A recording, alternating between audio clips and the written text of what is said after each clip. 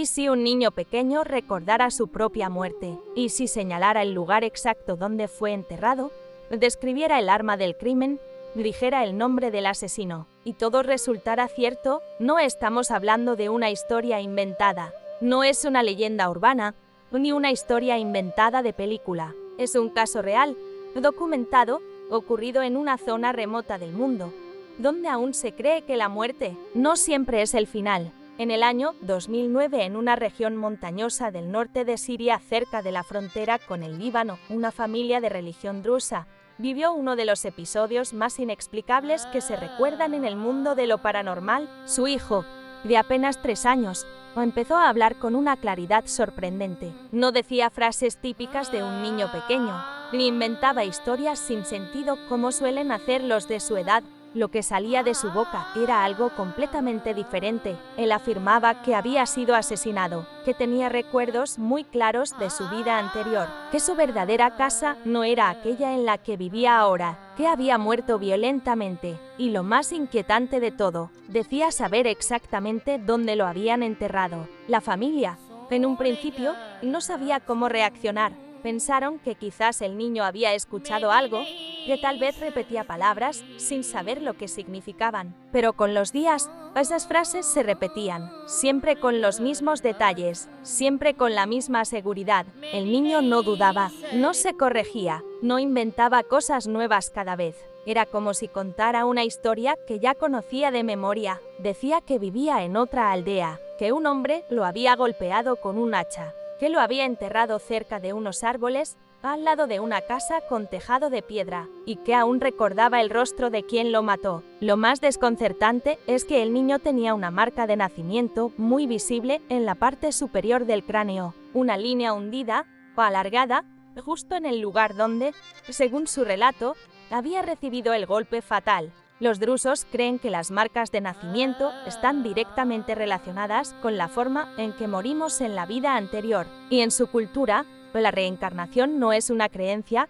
es un hecho, una continuidad inevitable del alma. Ante la insistencia del niño, los abuelos decidieron hacer algo, lo llevaron por distintas aldeas cercanas, una por una, sin decirle dónde estaban. No le daban pistas, ni le preguntaban nada, solo lo dejaban observar. Y fue entonces cuando ocurrió lo más extraño. En una de esas aldeas, el niño se detuvo en seco, miró a su alrededor, frunció el ceño y dijo: «Aquí vivía yo». Apuntó con el dedo hacia una casa concreta y dijo: «Esa era mi casa. Allí me mataron». Nadie en su familia había estado nunca en ese pueblo, no conocían a nadie. Pero el niño caminaba por las calles como si las reconociera, señalaba lugares, daba nombres, describía habitaciones por dentro, aunque no había entrado. Decía: «Hoy había una cocina, al fondo, una ventana». Desde allí se veían los árboles. Los vecinos se agolparon, extrañados.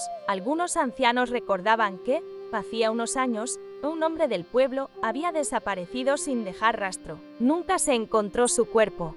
Nunca se supo qué ocurrió con él. La historia fue olvidada con el tiempo, hasta que ese niño, desconocido para todos, llegó diciendo que ese hombre era él, que lo mataron con un hacha, que lo enterraron detrás de la casa vieja y que sabía quién fue. Entonces, con la misma calma con la que uno señala una flor, apuntó a un hombre que estaba presente en la plaza.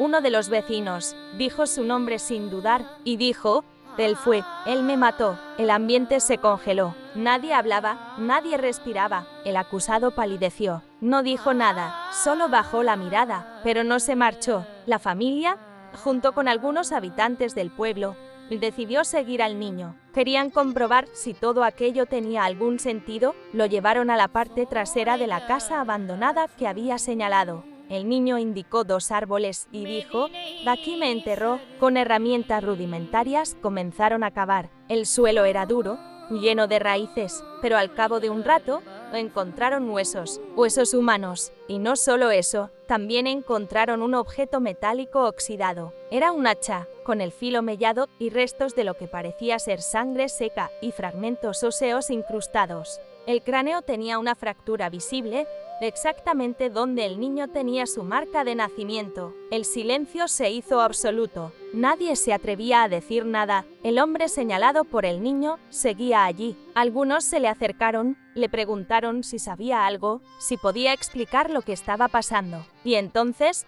sin que nadie lo forzara, dijo: «Yo no quería hacerlo». Esa fue su única frase.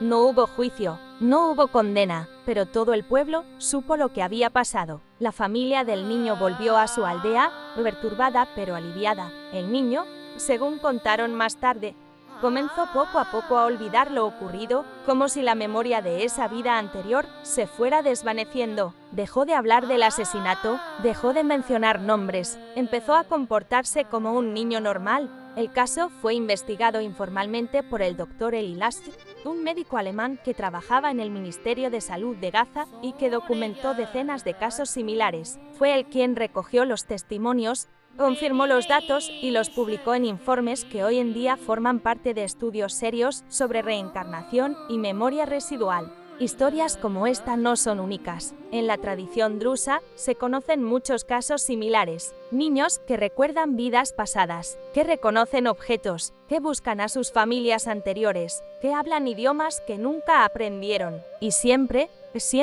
esos recuerdos desaparecen alrededor de los 6 o 7 años. ¿Qué significa todo esto? Es posible que nuestra conciencia no muera con el cuerpo. ¿Podría la memoria sobrevivir a la muerte? ¿Y si lo que creemos que es el yo no es más que un pasajero que habita diferentes cuerpos a lo largo del tiempo? No hay una respuesta definitiva, pero la historia de este niño ha hecho reflexionar a miles de personas en todo el mundo. Porque no se trata de un caso lleno de efectos especiales, ni de posesiones espectaculares. Se trata de un niño normal, sin exposición mediática, sin influencia externa, que dijo lo que sabía y resultó tener razón. Quizás la reencarnación no sea una fantasía oriental. Quizás la vida, como la energía, no se destruye, solo se transforma. Y si es así, ¿quién fuiste tú antes de ser tú?